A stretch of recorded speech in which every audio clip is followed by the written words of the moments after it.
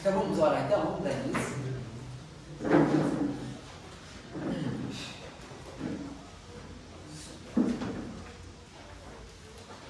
Senhor nosso Deus, nosso Pai, graças a Deus, colocamos diante da sua presença, Pai, para louvar e agradecer a você, pela graça, pela revelação. em nome do Senhor Jesus, meu Deus, fala conosco, Senhor, através do Teu Espírito Santo nessa noite, meu Deus. Em nome do Senhor Jesus, meu Deus, abre nossa mente, nosso entendimento, Pai, o conhecimento da Tua palavra. Pai, nós possamos viver, Pai, a plenitude da Tua palavra em nossas vidas, meu Deus. Nós precisamos do Senhor, meu Deus. Fala conosco, Pai, nessa noite, em nome do Senhor Jesus. Nós te pedimos, meu Deus. Em nome de Jesus. Glória a Deus. Glória a Jesus. Glória a Deus. Glória a Deus.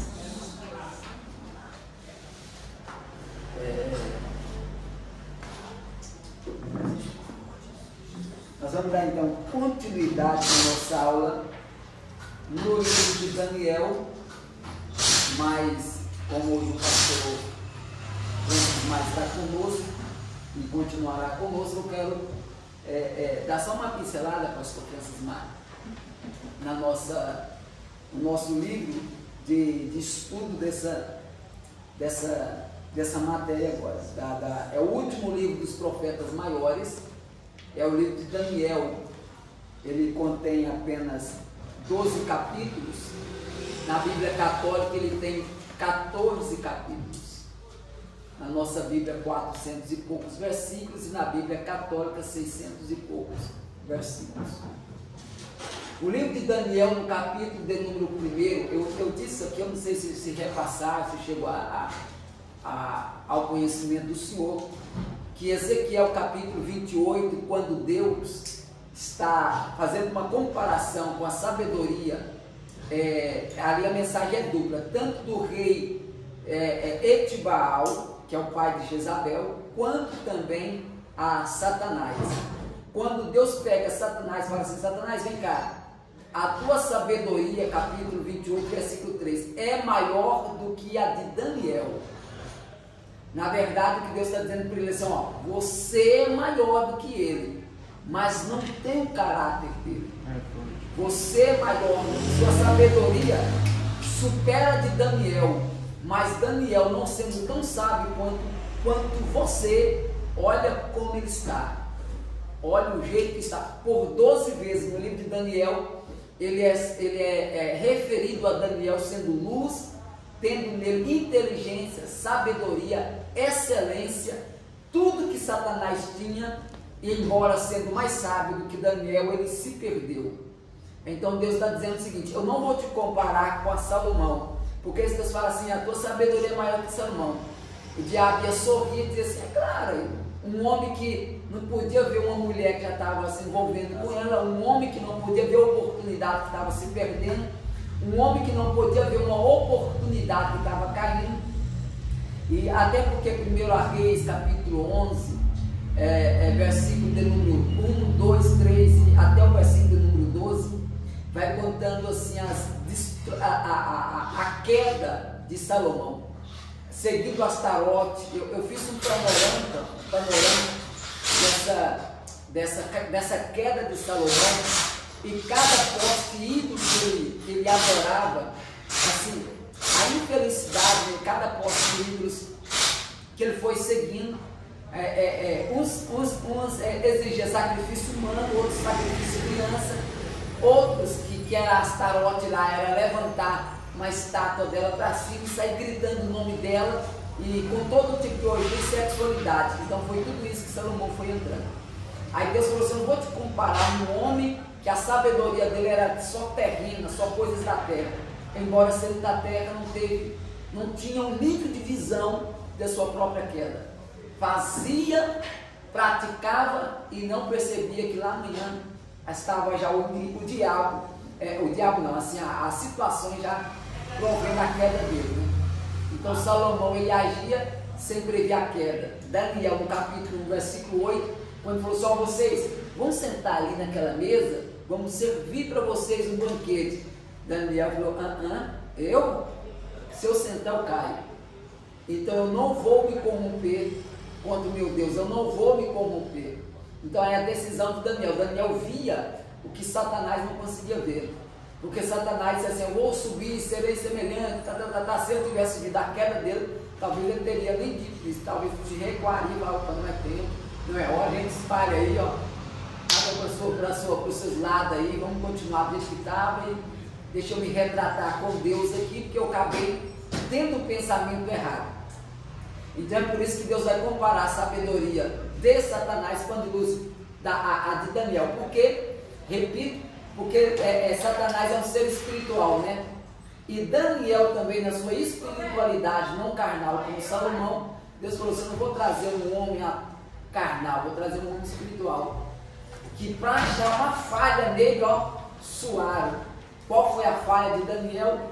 Ele ora de manhã, ele ora de tarde, e ele ora à noite. Essa foi a única falha que eles acharam nele. É forte. Pegar assim orando, né? Era fácil pegar ele orando, né?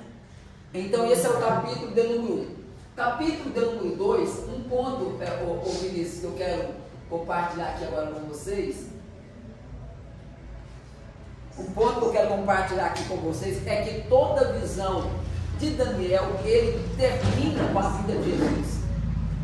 Toda visão, pastor Francis Mac, que Daniel tem, todas elas terminam com a vida de Cristo.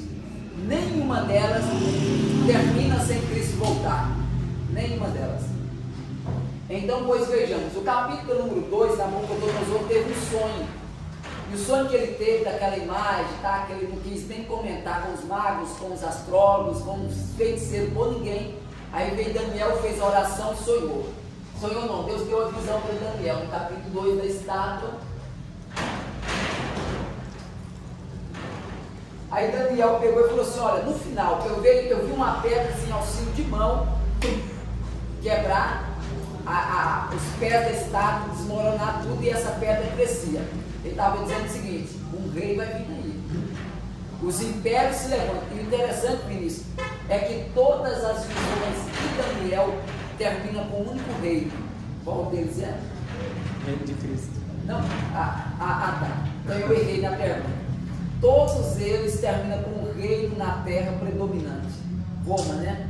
Isso. Então Roma na escatologia é que caiu em 1843, perdeu todo o domínio, perdeu o controle em 1843, mas lembra daquele chifre quebrado, que volta, a besta que volta, a ferida que volta a cicatrizar de novo? Essa é a Roma que vai retornar. O poderio deles, né, o império deles, o governo deles vão voltar de novo. Porque até 1843 simplesmente eles estão mais escanteados.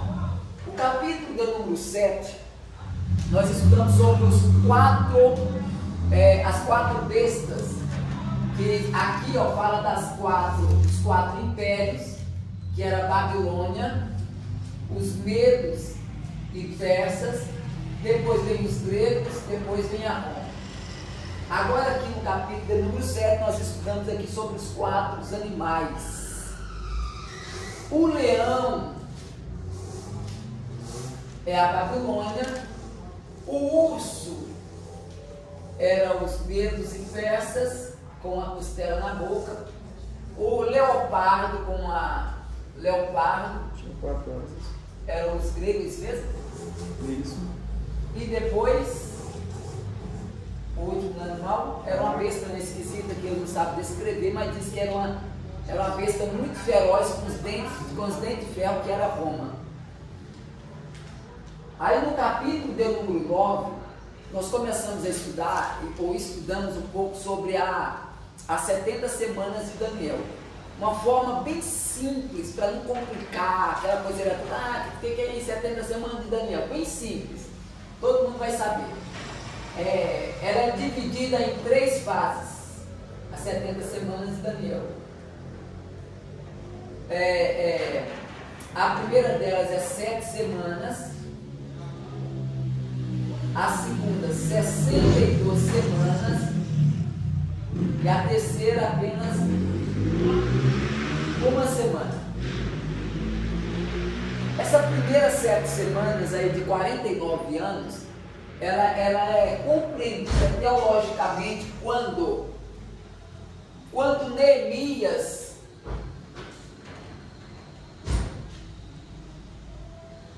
desceu para edificar os muros de Jerusalém.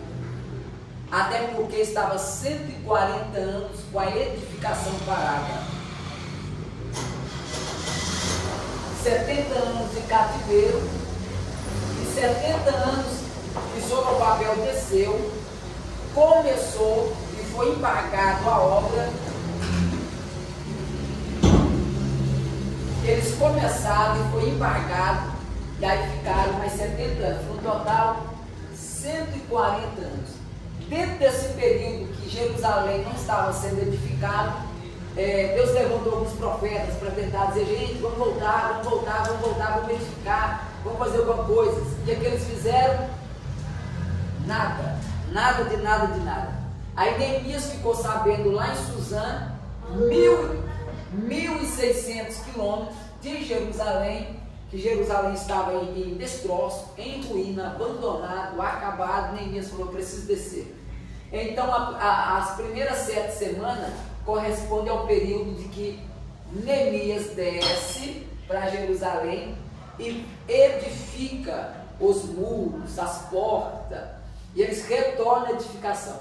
Quando eles terminam a edificação, aí vem Esdras. Neemias restabelece o físico, vem Esdras e edifica o espiritual, que ele volta ali também e edifica o espiritual.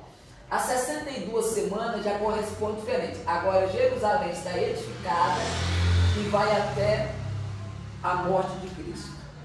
É onde ele faz a expiação pelos pecados, que é a sequência do livro, do capítulo 9, lá das 70 semanas, expiação pelo pecado, vai fazer cessar as transgressões, aquela coisa toda. Então, todo o percurso ali vai já da edificação de Jerusalém após o ano 34. Alguns vão dizer que o ano 34, depois de Cristo. Que Cristo morre no ano 33, então um ano após. E segundo a idade, mas segundo alguns teólogos, vão dizer que dentro dessas 62 semanas, eles apontam, eles acreditam que eles vão até o ano 70, vão somente até aqui. A última semana, olha aí para mim, capítulo número 9, versículo 27, por favor. 9, 27. E ele firmará um concerto com muitos por uma semana, e na metade da semana fará cessar o sacrifício e a oferta de manjares, e sobre a asa das abominações virá o assolador, e isto é, até a consumação, e o que está determinado será derramado sobre o assolador. Só um momentinho só. Então esse versículo aí, dentro da teologia, parece que quem olha para o versículo não consegue ver. Quem olha para o versículo assim, fazendo uma rápida leitura, sem um estudo, sem uma avaliação mais profunda, passa direto. Mas aí está a última semana, haverá um intervalo. Essa aqui, ó, que intervalo é esse? É chamado do intervalo do período dos gentios.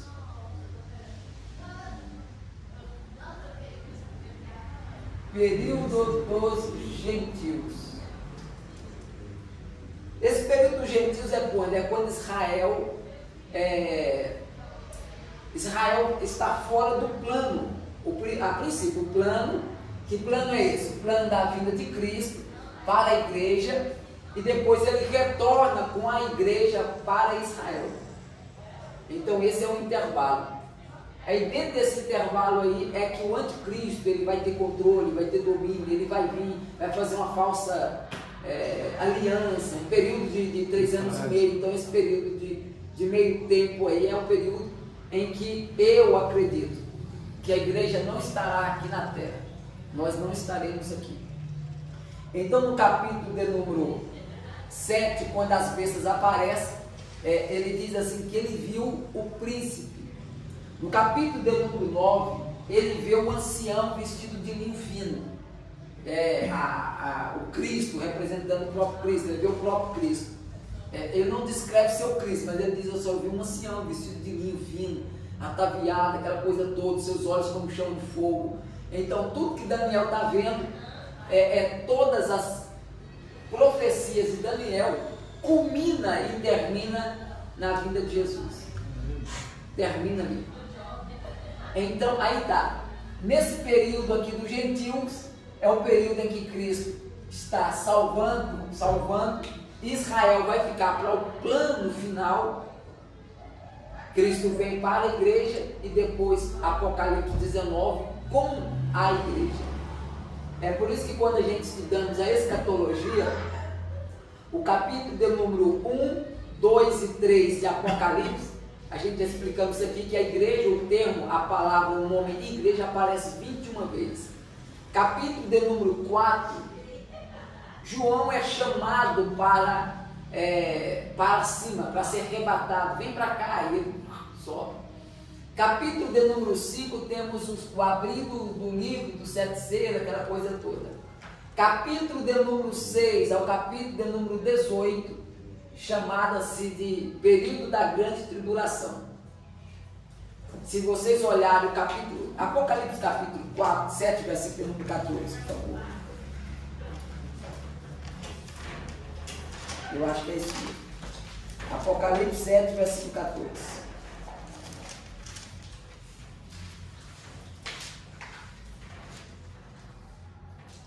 O 14 vai dizer: e eu disse: Senhor, tu sabes. E ele me disse: estes são os que vieram da grande tribulação, lavaram as suas vestes e as branquearam no sangue do Cordeiro. Agora leia o versículo número 9.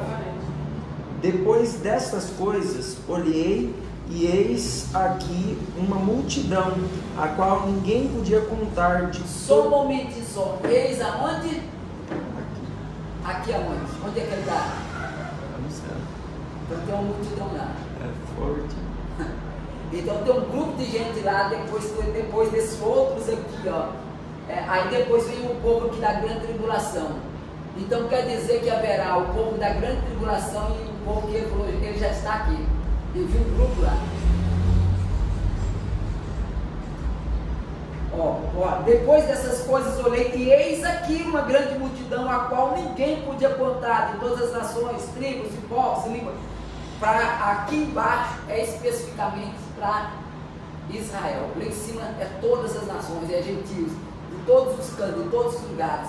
Ele falou: eis aqui, eu vi, estava lá. Então, se no capítulo 4 João é chamado para o céu, para o trono, ele está dizendo assim: lá eu vi. Lá eu vi. E era muito, mas muito mesmo. Trajado, vestido de branco e com palmas nas suas mãos. E clamava com grande voz, dizendo: salvação ao nosso Deus, que está sentado no trono, ao Cordeiro. E todos os anjos que estavam ao redor do trono e dos anciões, e 4 animais, prostrando-se diante do trono sobre os seus rostos, o adoravam a Deus, dizendo: amém. Aí o versículo de número 14.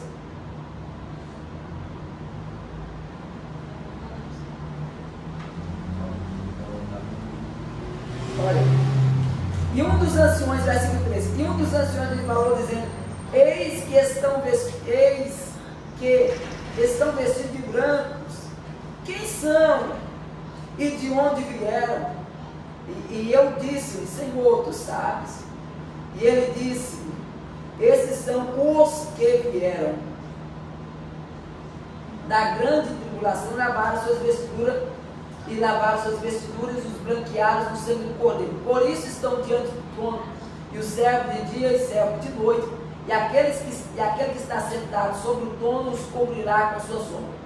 Nunca mais terão fome, nunca mais terão sede, nem sol, nem calma alguma cairá sobre eles, porque o Cordeiro que está no meio do trono os apacentará e lhes servirá de guia para as fontes das águas da vida, e Deus os limpará de seus olhos todas as águas. E capítulo de número 8. Daniel, né? Não, do Apocalipse.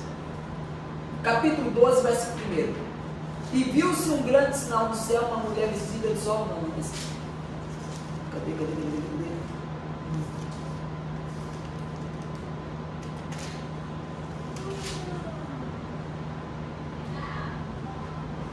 Tá, deixa a gente prosseguir aqui. Então, depois a gente retorna nesse negócio. Então, aí o capítulo 6 ao 18, haverá esse período de intervalo que Daniel profetiza, esse período dos 3 anos e meio. Então, todo o capítulo de número 6 ao capítulo de número 18 de Daniel, perdão, de Apocalipse, ele vai correr dentro desse período de uma semana.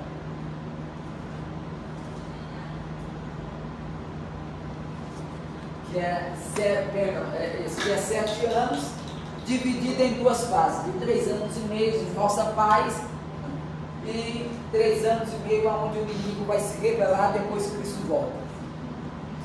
Então o livro de Daniel, olha só, do capítulo de número 10 ao capítulo de número 12, ele vai dar aquele respaldozinho sobre, quer ver aqui, ó. Vamos lá, capítulo número 10, por favor.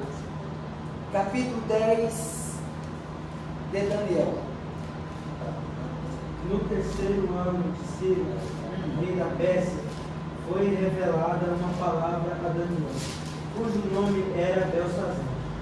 A palavra era verdadeira e envolvida grande conflito. E ele entendeu essa palavra e tinha entendimento da visão. Naqueles dias, eu, Daniel, estive triste por 3 semanas. Só um momentinho só. O capítulo de número 10, pastor Francisco, erroneamente, muita gente pega esse capítulo e diz assim, ó, capítulo 10, fala assim, ó, eu vou fazer a campanha de quantos dias? 21. Só que Daniel não fez campanha de 21 dias. Daniel fez uma campanha interrompida. É até a resposta chegar. Ele não disse assim, eu vou orar 21 dias. Ele disse assim, eu vou orar. Eu creio que a resposta vai vir. Aí no primeiro dia a resposta veio, só que ele não teve acesso a ela. A resposta já tinha chegado, só que ele não teve acesso. E o que ele fez? Continuou orando. No segundo dia o anjo está dizendo assim, não, eu tenho que entregar a resposta. E ele fez o quê? Não teve acesso. Continuou orando. 10 dias, 15 dias, 18, 19, 20. Aí de repente está no céu e falou assim, o que está acontecendo? Não é o que está acontecendo, que o céu não precisa disso. Ele chamou o Gabriel e disse assim, Gabriel, dá uma descida lá e ajuda lá. Gabriel, Gabriel, desce lá e... Por quê? Porque se tu não descer, o que Daniel vai fazer? Vai continuar orando. Vai continuar orando. O que Deus estava dizendo para Daniel tem coisas tem pessoas que Deus levanta igual Daniel. Só vou parar enquanto a resposta chegar. Enquanto eu não tiver acesso àquilo que eu estou orando, eu vou continuar. E Deus falou assim, eu sei que esses meninos não... Então eu sei que se a resposta não chegar até ele, ele vai orar 1 mês, 2 meses, 3 meses, vai definhar e vai morrer. Manda logo a resposta para ele.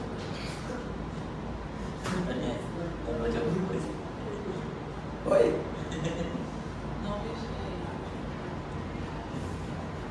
Daí a resposta chegou.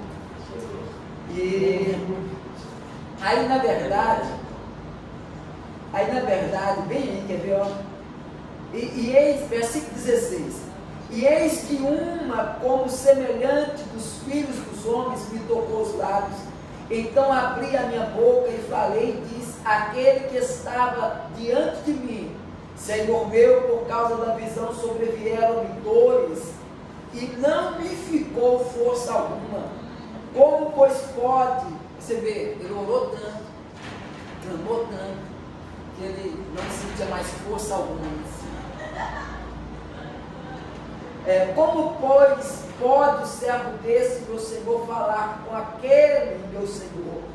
Ele está citando dele, como que pode eu estar conectado, falando com o meu Senhor? Porque quanto a mim, desde agora não resta força em mim, e não ficou em mim fôlego, e uma como semelhante do homem me tocou outra vez e me confortou, não foi me fortalecer. Porque poderia ter dito, você está fraquinho, deixa eu dar uma... Aqui na minha fortaleceu. Oi? Na minha está fortaleceu. Se fortaleceu. Fortaleceu. Na minha está confortou. Da minha está confortou. Fortaleceu. É porque o conforto dele fortalece, embora não haja...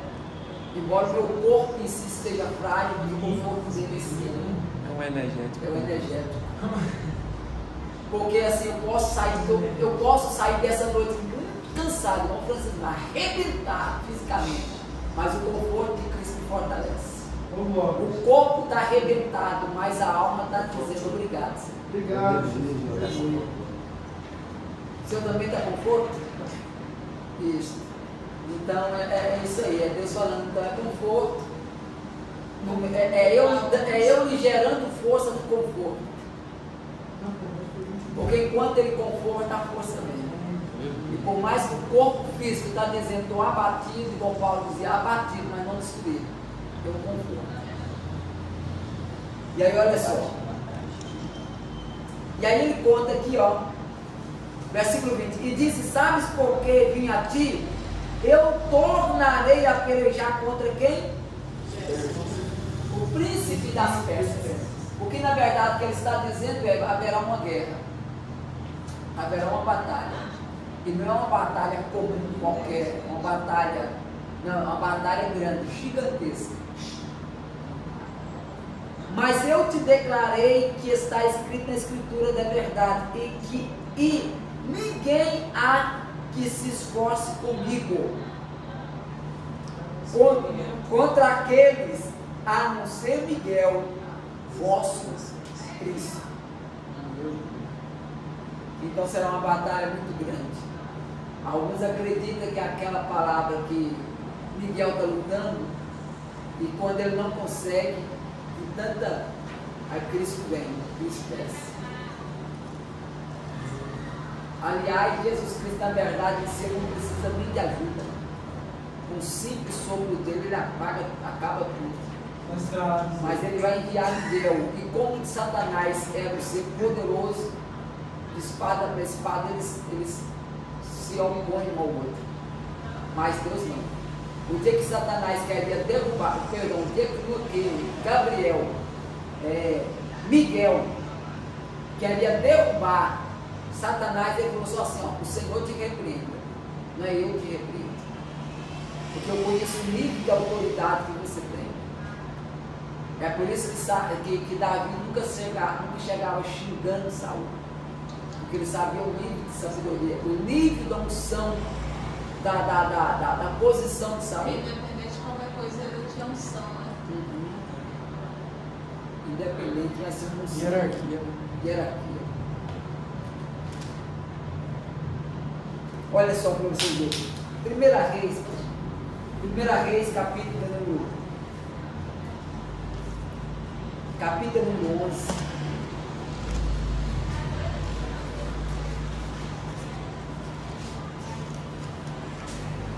E o rei Salomão amou muitas mulheres estrangeiras, além da filha de Faraó. Só um momento só. O rei Salomão amou muitas mulheres, além da filha de Faraó. Pode continuar? Moabitas, Amonitas, Edomitas, Sidônias e Eteus. Só um momentinho só. Se a gente seguirmos cada uma dessa etnia de mulheres, cada uma delas tinha um deus ou uma deusa que elas se prostravam. E para cada relacionamento que Salomão se envolvia, uma delas implantava uma divindade, um deus. E das nações que o Senhor tinha dito aos filhos de Israel: não entrareis a ela, e nem permitam que elas entrem a vós, entrem a vós. De outra maneira perverterão o vosso coração para seguires os deuses. A estas se uniu Salomão com amor. Viu que coisa feia? Deus está falando com Salomão. Salomão está igual Sansão. Quando o pai falava com Salomão: Salomão, tem tanta mulher boa aqui, para que fazer isso? Salomão fez o quê? Sansão fez o quê? Estou nem aí. Meu coração amou Dalila. Depois que ama, acabou, né? Depois que ama, acabou. E tinha 700 mulheres. Olha que coisa forte. Tinha 700 mulheres e 300 concubinas. E suas mulheres lhe perverteram o coração. Não foram as concubinas, foram as mulheres. Não foram as 1000.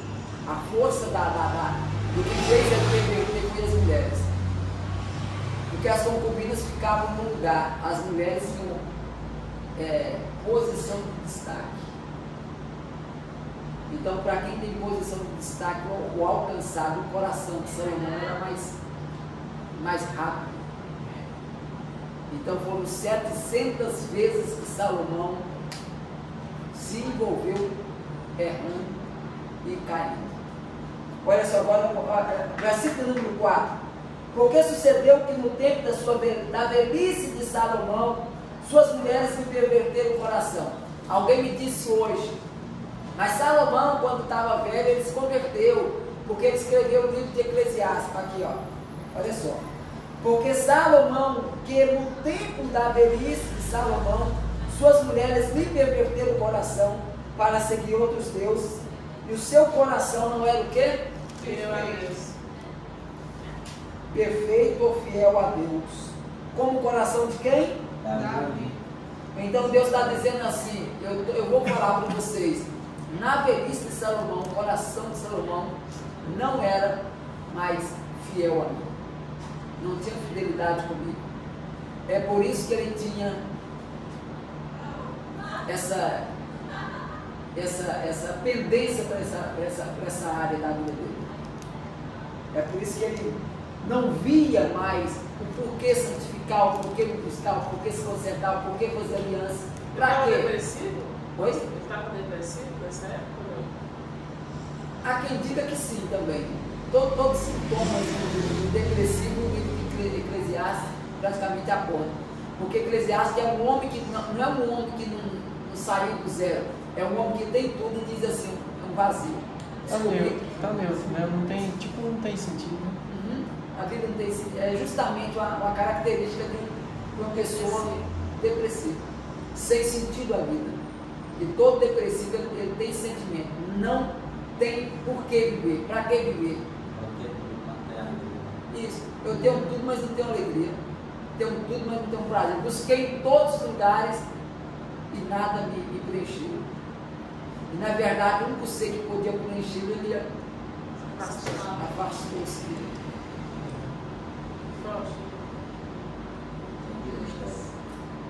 Porque Salomão andou em seguimento de Astarote. Astarote era uma deusa, era uma mulher em cima de um leão. E Astarote, o culto dela, como eles acreditavam que ela era mulher de Baal, aí o culto dela é de origem egípcia. Aí todas as pessoas faziam o que no culto dela? Faziam orgia, sexualidade, se envolviam. Por quê? Porque como as egípcias eram estéreis, uma parte dela, eles acreditavam que enquanto cultuavam, e cada um ficava com um ou com o outro, ia ficando, e cultuando, segundo eles, a Astarote, e aí a fertilidade vinha. Alguém engravidaria naquele culto. E é nesse culto que Salomão está lá. Todo feliz. E Deus falando assim, está se perdendo, está se afastando, se é momentâneo. É por isso que Davi falou assim: eu prefiro um dia no teu ato do que 1000 na tenda da impiedade. Salomão fez o que com quantas mulheres? Foram 1000, não foi? Então, Davi está falando assim, eu prefiro um dia na sua tenda, assim, do que 1000. Davi está falando assim, pai, Salomão, por 1000 vezes, pode até errar. Ou alguém por 1000 vezes pode entrar numa tenda de impiedade, como Salomão entrou, por 1000 vezes. Talvez quando Davi escreveu, Salomão ainda estava criança, ainda serviria até para Salomão. E falar assim, rapaz, meu pai falou que é melhor um dia no ato do que 1000 numa tenda de impiedade. Olha eu aqui com 1000 mulheres em tenda de impiedade e não consigo me corrigir. Aí essas tarotes aqui, eles levantavam essa imagem, postes ímpios para cima e saíam gritando que ela era a rainha do céu, rainha do céu, rainha do céu, rainha do céu. E lá está Salomão, igual mesmo, rainha do céu, rainha do céu. Outro Deus, em seguimento de Milcom. Milcom, esse Deus aqui, ele é o mesmo que Moloque. Era uma imagem, uma escultura, um buraco no ventre e as mãos estendidas. Esse Moloque aqui, as pessoas colocavam crianças assim em cima do braço dele e depois de sacrificar, colocavam para ser queimada dentro do ventre. Ele ia assando e queimando a criança. As pessoas, a família, lá, os fenícios acreditavam que todo primogênito era necessário levar para esse Moloque para colocar dentro do ventre dele ser queimado para que houvesse prosperidade. É nesse sentido aqui que o texto está dizendo, e Salomão fazia isso. Com essas 1000 mulheres, o primogênito que nascia, pegava, levava para Moloque e deixava queimar a criança no ventre desse Deus. E esse Moloque também, ele não era só versículo número 6. Assim fez Salomão, que parecia mal aos olhos do Senhor, e não perseverou em seguir ao Senhor. E não perseverou. Então, se o texto está dizendo que não perseverou, é por isso que cai toda a teoria, mas Eclesiastes ele mudou, é por isso que 90% da parte teológica, eles acreditam sim que Salomão morreu desviado, justamente por causa desse texto. Por quê? Porque não perseverou em seguir ao Senhor. Não perseverou. Se o texto tivesse dito assim, a princípio ele se desviou, mas um dia voltou, podia reconhecer. Mas o texto aqui não termina com ele voltando, só termina com ele se afastando cada vez mais. Isso. Não perseverou a seguir o Senhor como Davi seu pai. Olha só, versículo número 7. Então edificou Salomão um alto a Quemos. Esse Deus Quemos aqui no versículo 7, na verdade, não é bem propriamente um Deus Quemos, era um ritual chamado mais propriamente aos deuses no geral, Quemos, aos deuses no geral na época. Ele sacrificava um homem, uma mulher. Alguém tinha que gritar, eu quero ser a oferta para esse Quemos, para esse altar. Então a cultura deles diz assim, eu me ofereço. Os indianos colocam alguém dentro do quarto e falam assim, tem cheio de serpente. Se os nossos deuses não quiserem te levar, é vontade deles. Mas se você morrer picado, é porque o nosso Deus quis te levar. Eles trancam a pessoa dentro do quarto e passam a noite. Se abrir, a pessoa estiver viva, é porque eles não querem sacrifício daquela pessoa. E aconteceu de amanhecer vivo? Oi? Aconteceu de amanhecer vivo? Pastor, se Salomão morreu, vamos supor que ele morreu desviado, para onde que ele foi? Na verdade é para onde ele não foi ainda. Ele está aguardando. Está aguardando. Ele está aguardando. A minha esposa falou, mas aquelas revelações que dizem que lá no inferno tem. Eu falo assim, Leandro, eu acredito que Deus pode antecipar uma visão de um lugar. Para Daniel antecipou, para João antecipou. Então eu sei que Deus pode antecipar uma visão, pode me mostrar uma visão antecipada. Por exemplo, Eu posso, por exemplo, eu posso ver o pastor Francis Mar em um ambiente onde ele nem chegou. Quem tirou sua própria vida está aguardando também o julgamento? Está aguardando. É por isso que em Daniel, no livro de Daniel, existem duas ressurreições, um do justo e outro do ímpio. Todos os dois morreram, todos os dois vão para a mesma terra, todos os dois vão ser consumidos, vão virar a mesma substância, porém vão ressuscitar em diferentes estágios. O justo primeiro, depois vem os ímpios, no juízo final de Apocalipse capítulo 20, verso 11. O tema de falar que tirar a própria vida vai direto para o inferno. Voltei isso, né? É por conta do julgamento, né? É, mas, Na verdade, a gente, na verdade, nós não entramos dentro dessa questão, porque na Bíblia não tem uma base bíblica para dizer que o suicida vai para o inferno. Porque se tivesse dito assim, ó, o suicida vai para o inferno, aí sim, aí eu acreditaria que todo suicida vai para o inferno. Mas parte de muitos deles, assim, quando pula lá, assim, que está naquela agonia, infelizmente até naquela hora está se arrependendo. Toma um remédio aqui, um punhado de chumbinho, depois está olhando os famílias e está tentando, Senhor, me perdoa, Senhor, o que eu fiz da minha vida?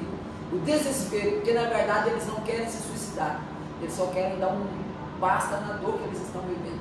muitas das vezes eles pegam eles que estão aqui tudo cheio de unha, né? Porque eles tentando tirar, sair, né? Sim. A maior parte deles estão aqui todos arranhados, tentaram. Outros dentro de alguns ambientes que tentaram sobreviver. Eu fechei aqui. Oi? Eu queria morrer na Santa Vitória.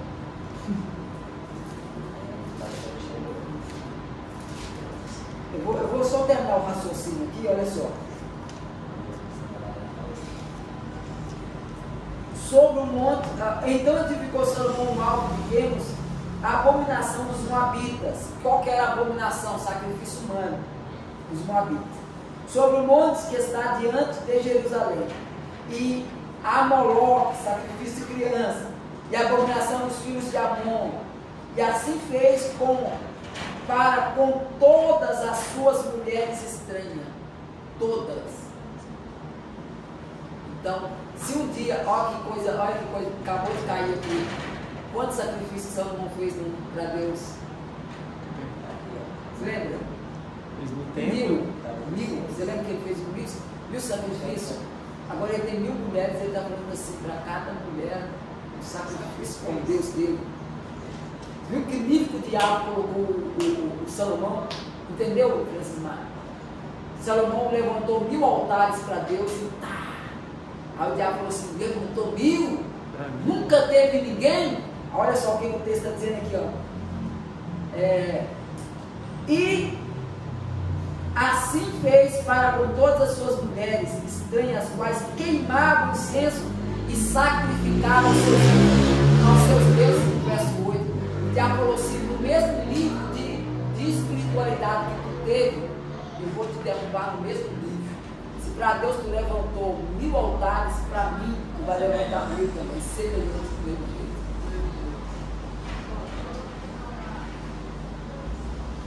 Porque o diabo está dizendo assim, eu não quero ficar na pior. Eu não serei menor como você, estando fazendo a minha vontade e não fizer para mim dizer, Deus aí ó, levantou 1000 altares para o Senhor, né? Para mim também. E aí? É como se fosse uma disputa, né? Quando Deus pega o macumbeiro e bota lá no alto, no nível, né? E quando o Satanás derrubou o crente que era bem usado na obra, ele quer botar o cara lá no nível também. Quer botar lá no nível também. É por isso que muita gente, quanto mais usado é, Quando cai, né? Vira o zero dele.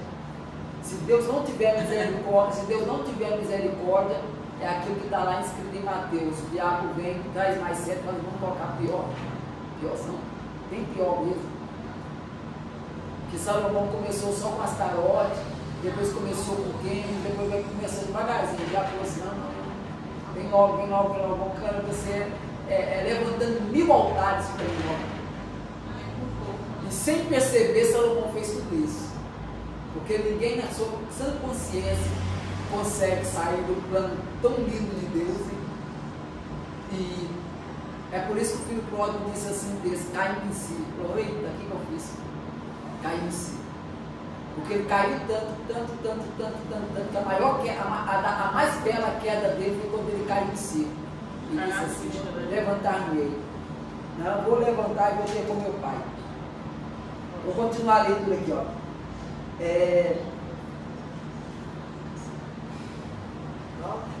9, né? E acerca desta matéria, ele tinha dado ordem que não andasse em seguimento de outros deuses. Porém, olha só que forte de novo, porém não guardou o que o Senhor lhe ordenou. Deus já havia falado, e o texto vai dizer aqui, ó, falou 2 vezes, porque é tão interessante que o homem nunca vai se afastar sem que a voz esteja dizendo, não é assim, não é desse jeito, tu está errado, você sabe que está falhando, você sabe que você não está certo. Pelo que o Senhor disse a Salomão, pois que houve isso em ti, que não guardaste o meu conserto, os meus estatutos que te mandei, certamente rasgarei de ti o teu reino, certamente eu rasgarei. Deus está dizendo, talvez eu vou rasgar, certamente agora eu vou rasgar. E o darei ao teu servo, todavia os teus dias não farei, todavia nos teus dias eu não farei isso. Versículo de número 12, sabe o que Deus está dizendo para ele isso? Eu vou esperar você morrer, viu? Eu vou esperar você morrer só para dar teu reino para o teu servo. Só por amor a Davi. Sabe o que Deus falou para Salomão, pastor Francisco? Deus disse assim, enquanto tu estiver na cadeira, eu até te permito você sentar na cadeira e ficar na cadeira. Mas só por amor de Davi. Viu, Salomão? Tá bom, Senhor. O Senhor não vai me arrancar, eu não vou te arrancar, não vou te humilhar, não vou, mas quando tu morrer, o teu reino não vai continuar na sua casa. Eu vou dividir. Vou tirar. 10 vai ficar, na verdade, só uma vai ficar com o teu filho. Por que uma? Aí alguém olha e fala assim, mas por que então o reino norte foi 10 tribos e Reoboão, né, ficou 2, não é que ficou 2, ele ficou na terra dele, tomou uma Jerusalém, aí veio a outra de lá para cá, cumpriu, contigo eu vou deixar uma, contigo, com a sua terra eu vou deixar uma só, e as outras 10 correram e foram para lá. Termina aqui para a gente voltar para lá. Porém todo o reino não rasgarei, uma tribo darei a teu filho, por amor a meu servo Davi, por amor de Jerusalém que tem elegido. Olha só, levantou, pois, o Senhor a Salomão um adversário, a Edade, o Edobeu. Aí mais embaixo, além de Haddad, ele vai levantar Jeroboão. Salomão nunca teve inimigos, mas agora Deus falou, eu vou levantar. Eu vou levantar. Era Deus dizendo, agora é eu que vou levantar. Para você, para quem diz que no teu reino nunca teve inimigo, eu vou levantar. Só que ele só levantar para ficar assim, tirando a paz de Jeremias, de Salomão, tirando a paz dele. Quando ele morreu, o reino foi dividido. Aí entra Daniel capítulo 12, versículo 13. Alguém lê para mim, por favor? Deus aberto. Daniel 12, 13.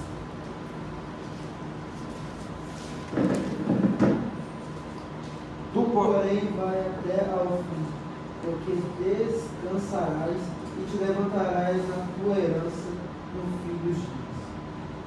Então a gente resume esse livro com essa palavra. Tu, porém, vai até o fim. Tu, porém, vai até o fim.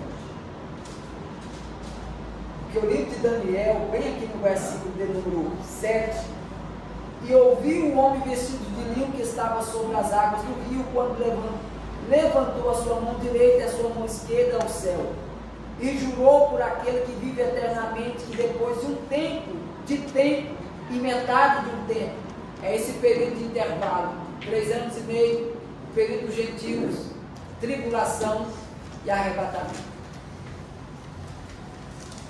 Tu, porém, vai até o fim.